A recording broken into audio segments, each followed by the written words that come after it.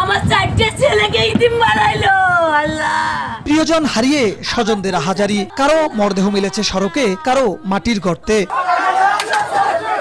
গাইবান্ধায় প্রতিনিয়ত ঘটছে হত্যা, চুরি, ছিনতাই সহ নানা অপরাধ। এমনকি বাদ যাচ্ছে না সামাজিক দ্বন্দ্ব ও আধিপত্য বিস্তার নিয়ে পাল্টাপাল্টি হামলা ও মৃত্যুর ঘটনা। পাশাপাশি মাদক সেবনের হার বেড়েছে আগের চেয়ে বেশি। পুলিশের দেয়া তথ্য মতে চলতি বছরের জানুয়ারি থেকে 15 জুন পর্যন্ত প্রায় 1000 অপরাধের ঘটনা ঘটেছে, যার মধ্যে 27টি হত্যা, 8টি ছিনতাই, 2টি ডাকাতি, 38টি চুরি, 41টি ধর্ষণ ও 95টি নারী নির্যাতনের ঘটনা রয়েছে। এসব ঘটনায় অপরাধীরা গ্রেপ্তার না হওয়ায় আতঙ্কিত বাসিন্দারা। প্রশাসনের নজরদারি কমে যাওয়ায় অপরাধ বেড়েছে বলে অভিযোগ তাদের। প্রত্যেকটা শহরে এভাবে যদি প্রতিনিয়ত যদি ছিনতাই, রাহাজানি, ডাকাতি হচ্ছে, তা আমরা নিরাপত্তা কোথায়? আমাদের জীবনের নিরাপত্তা কোথাও নেই। ভয়ের মধ্যে থাকিয়ে তো চলাফেরা করতেছি আমরা।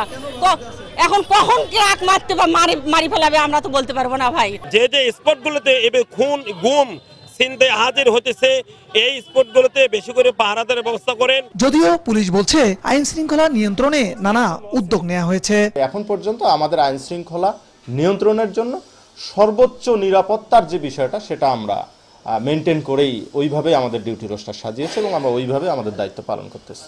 জেলা পুলিশের তথ্য মতে চলতি বছরের জানুয়ারি থেকে 15 জুন পর্যন্ত বিভিন্ন অপরাধের ঘটনায় 993টি মামলা হয়েছে।